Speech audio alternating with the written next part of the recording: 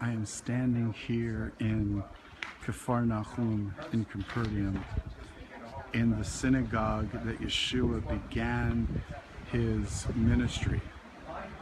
This is the remains of a 3rd century synagogue, but it's actually built on the 1st century one that Yeshua would have prayed in, that he would have studied in. When he first began his spiritual work, he came to this exact place on the Shabbat, on the Sabbath. He got up before everyone that was seated there, and he began to read from the book of Isaiah.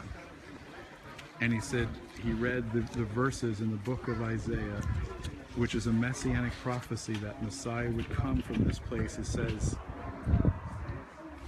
this is what was to be fulfilled, spoken through Isaiah the prophet. Land of Zebulun, land of Naphtali, by the way of the sea, beyond the Jordan, Galilee of the nations, the people in darkness have seen a great light, and those sitting in the regions in the shadow of death, for them a light has dawned. Then Yeshua began to proclaim, turn away from your sins, for the kingdom of heaven is near. This is that location.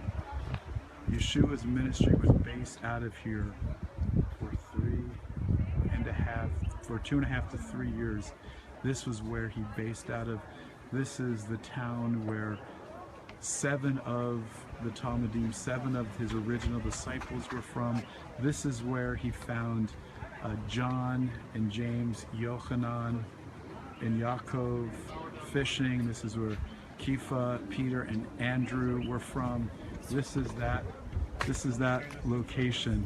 It's amazing to be standing here by the ocean, overlooking the Sea of Galilee. It is absolutely beautiful. This is the remains of that ancient city. This is where it all began. We're standing right here.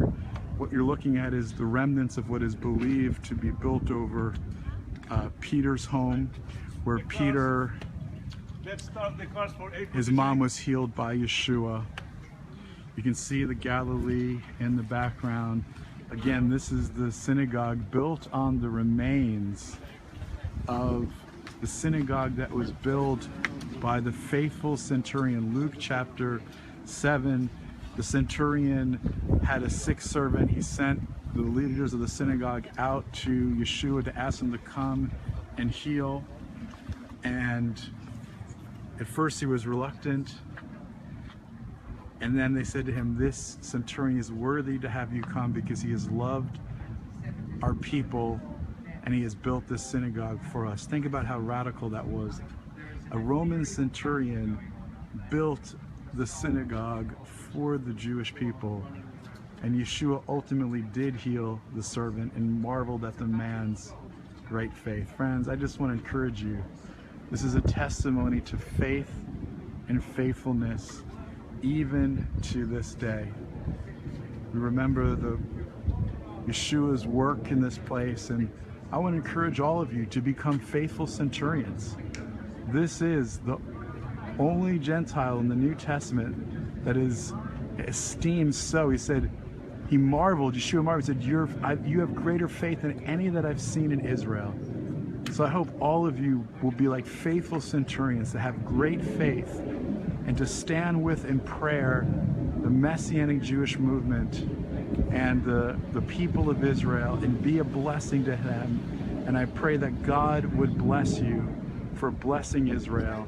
And I thank you for your friendship and for your support. And please continue to stay connected to us. Check us out online. We've got a newsletter that's coming out in the next couple of days, where we're going to be talking a very prophetic, significant message from John 21. And look forward to catching up with you all again soon. Shalom, shalom.